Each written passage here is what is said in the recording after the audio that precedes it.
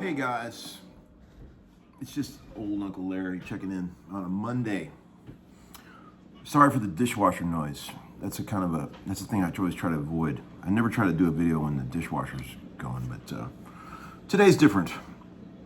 Hope everybody's doing great. Hope you had a reasonable weekend. Remember the old homeschooling mugs? You know, I rarely use mine, honestly, because I have very thin lips. But hope everybody's doing great. Hope you had a good weekend. I had an interesting weekend. I took my 7-year-old sweet Leo to Cub Scouts overnight camping adventure at the Nashville Zoo, where we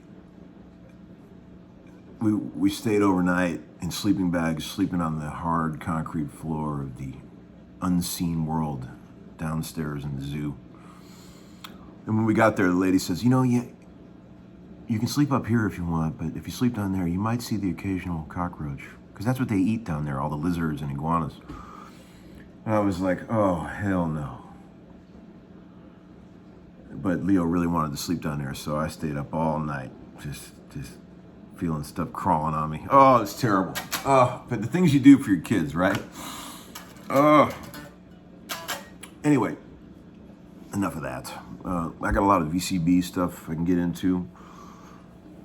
Typical Monday deal, you know. Let's get into some hard VCB to start the week. I got the old Sen Strat out. Been a while since I played this thing. Great old guitar. A lot of miles on this one for old Uncle Larry. One guy said, hey Tom, paper or plastic? Good question. For me, it's neither. I know this is a free guitar lesson channel, but I will make one save the planet plea.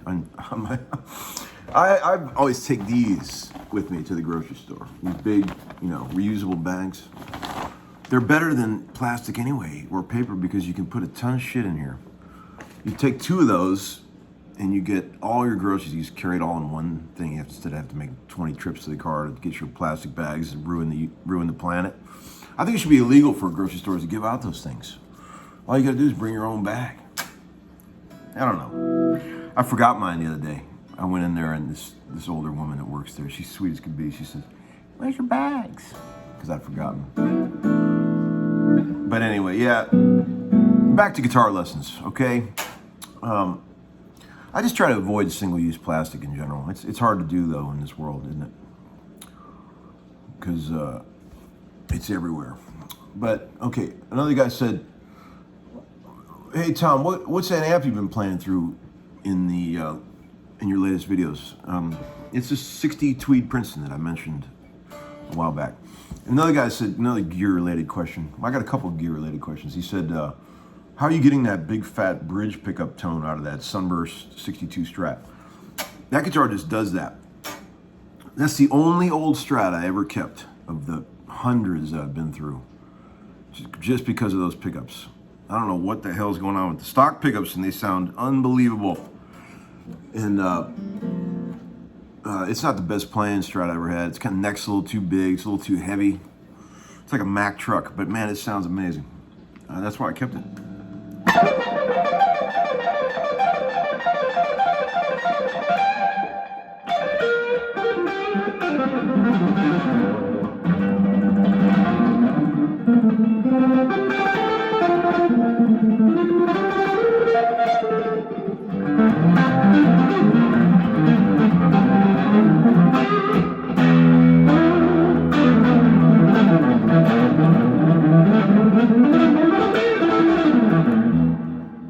This one sounds cool too. I like this one. Good neck pickup. It's real boingy. Chili Peppers tone, you know. A lot of comments about the Skinner video where I talked about all the million things I love about Leonard Skinner, and I appreciate everybody out there not bashing me too bad when I personally chose Skinner over the Allman Brothers. If I had to pick one of the two, you know, I love them both, but you know, I thought I was going to get lambasted for that, but there wasn't many people that seemed to disagree, or maybe they did and they just were cool enough not to leave a comment about it. Speaking of comments, man, I've had a lot of new people coming over. We're up to almost 80,000 prescribers now. Prescribers to the homeschooling medicine, and a lot of new people coming over. Most of them are super cool, but there's always the occasional rotten apple, and I had to block a few guys lately. But I'll tell you, man, there's few things in life more satisfying than when you just hit hide user from channel and you never have to hear from that person again, unless they come up with a new handle and come back to torment you again. But man, it's so satisfying when you some hopeless numbnuts and you just completely block them. It's such a great feeling. I wish I could do that in other areas of life. You know, flush it. That'd be nice. Hey Tom, what's that crazy double neck thing you were playing in that East Ohio video? That's a 1958 Gibson EMS 1235 hollow body double neck. Got a 6-string electric on one side with a Bigsby, and a 6-string octave Mando neck on the other side. The octave Mando has 1 PAF, and the other side has 2 PAFs, and it's, you know, and the guy asked if it was heavy. No, it's not heavy. It's cool because it's solid. It's not solid. It's a spruce top with a hollow body and amazing guitar. Those are impossibly rare, as you can imagine. They only made like less than 100 of those things, and they were all custom order back in the late 50s, and they were very expensive, and hardly anybody got them. They wouldn't build one apparently until somebody ordered it. They came in some different configurations. Some had 612. That was called an EDS 1275. I had one of those back in the day. It was a 59 white, and man, I should have never sold that. But I've always had a fascination with Gibson double necks. I think that a lot of people think those are silly and whatever, but I've always thought they were just unbelievably cool. I've had a bunch of them over the years. My first one was a 74 white double neck that I should have never got rid of. That thing sounded amazing. God. That bridge pickup on that thing on the 6-string would stop traffic when you wrecked the chord. It was so awesome. But I got rid of it like I get rid of most things. But I think they're cool guitars, and I think they've gotten expensive nowadays, but they didn't used to be that bad. But everything's gotten expensive now. But those hollow body ones from the 50s are so rare. I mean, you just never see them. They're unicorns. And I got mine from a guy named Eric Ernest, who is an absolute expert on those things.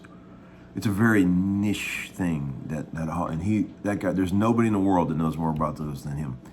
I think of the 100 or so ever made, he's had at least half of them. He told me when I bought that guitar, he told me a fascinating story. I hope he doesn't mind me telling this, but I asked him, how did you get so interested in these? Because nobody seems to care about them except me and you. And he said, oh dude, when I was a kid, I went to this music store and they had a Sunburst EDS 1275, which is the 12.6 model. And it was just laying there, and I couldn't believe how cool it was. And I asked the guy how much it was, and I think he said like $600 or something at the time.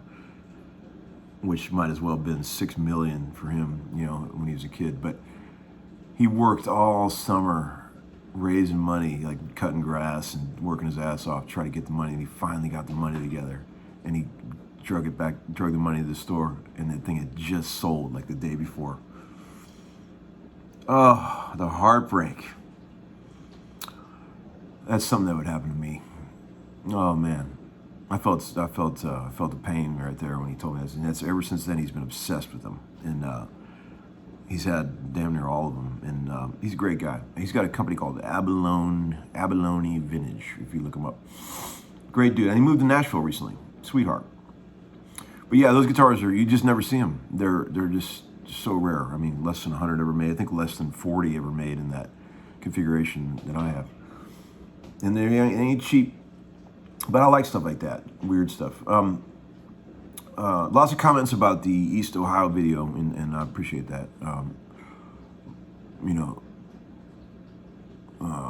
if you're ever having a bad day, you know, worrying about your own little, you know, problems, just stop for 1 second and be thankful that a train carrying poison didn't crash in your town. You know, that's all I'm going to say about that. Okay. Oh, hey Tom, how do I sound like you in seconds? That's easy, man. Here's a way to sound like Uncle Larry, real easy and quick. Okay. Here's a chord. Okay, dig it. From tablature, from low to high. 10, 12, X, 10, 13, X. D minor 7, right?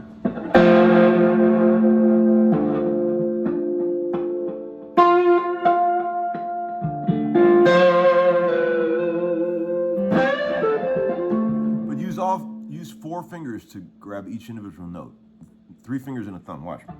And then go down a whole step. And then another whole step, but then make it a major 7 from low to high. 6, 8, X, 7, 10, X.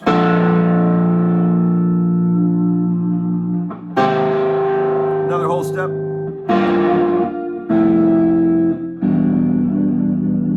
Instant Larry, right there. Let's see. Oh, you know, since we do have so many new viewers coming over,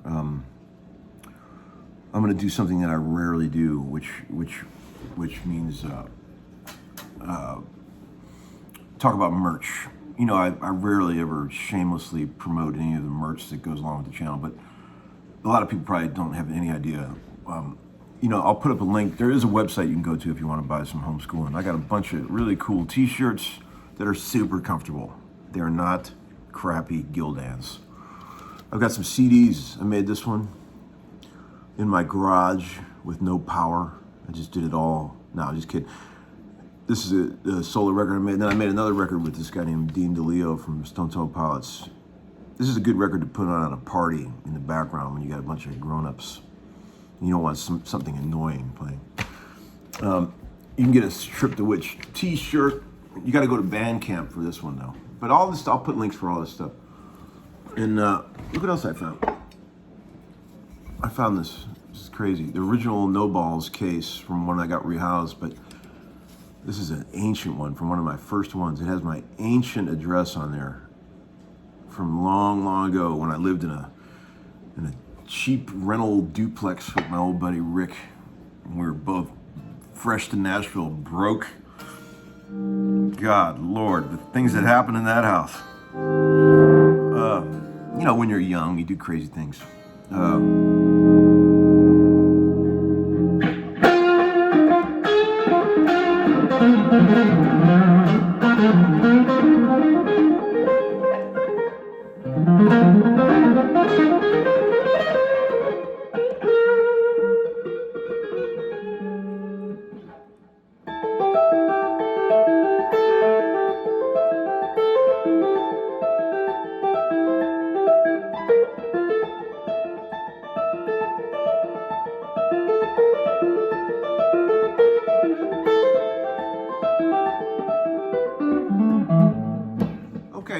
That's enough torture for today. Hope you have a great day, guys. Take care.